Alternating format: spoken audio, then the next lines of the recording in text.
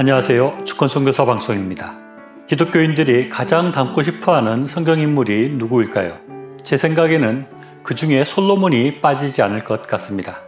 왜냐하면 솔로몬은 하나님의 인정을 받았고 엄청난 부귀와 영화를 누리고 별로 고생도 하지 않은 것처럼 보이기 때문입니다. 그래서 사람들은 자기 자신이나 또는 자기의 자손들이 솔로몬과 같은 그런 삶을 살면 좋겠다는 생각을 많이 하는 것 같습니다. 저는 이 시간 솔로몬이 이렇게 사람들이 부러워하는 큰 복을 받은 비결에 대해서 생각해 보기를 원합니다. 첫째, 솔로몬의 복의 비결은 그가 좋은 부모를 가졌기 때문이라고 할 수 있습니다.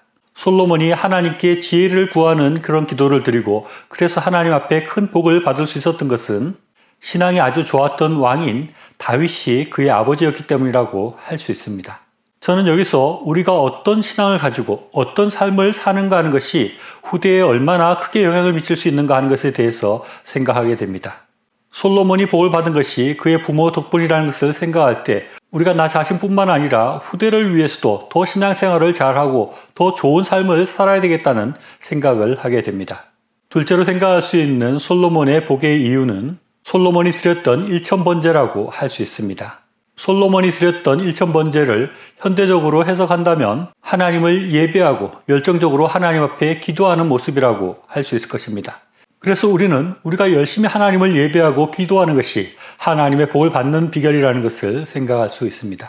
그리고 세 번째 솔로몬이 복을 받은 비결도 생각할 수 있는데요. 그것은 하나님과 이웃을 위한 것을 구했다 하는 것입니다. 하나님 말씀대로 솔로몬이 장수를 구하지도 않고 부를 구하지도 않고 자기의 원수 갚는 것도 구하지 않고 백성을 잘 다스리기 위한 지혜, 즉 이웃을 섬기고 이웃을 돌보는 것을 구했다는 것이 솔로몬의 복의 비결이라고 할 수 있습니다. 하나님께서는 자기의 부귀 영화가 아니라 이웃과 하나님을 섬기기를 원하고 그것을 구하는 사람에게 하나님께서 복을 주십니다. 이것이 솔로몬이 복을 받았던 비결이라고 할 수 있습니다. 그런데 우리가 솔로몬에 대해서 생각할 때 꼭 잊지 말아야 할 것이 있습니다. 그것은 솔로몬이 그가 받은 복을 잃어버렸다 하는 것입니다. 솔로몬은 아버지 다윗과 달리 말년에는 처음과 달리 부귀영화에 빠져서 우상을 숭배하고 하나님의 복을 저버리는 삶으로 나아갔습니다. 저는 솔로몬이 하나님의 복을 잃어버린 결정적인 원인이 그가 받은 많은 복, 즉 많은 부귀영화가 오히려 독이 되어서 그를 부패하게 만들었다고 생각합니다. 그가 복으로 받은 재물과 권력이 그를 사로잡아 하나님을 의지하지 않고 그 부와 권력을 의지하고 자신의 힘으로 그것을 지키려고 할 때 그는 그의 받은 복들을 잃어버리게 되었습니다. 그리고 그는 아버지 다윗과 달리 그의 자손들에게 그 복을 물려줄 수 없게 되었습니다.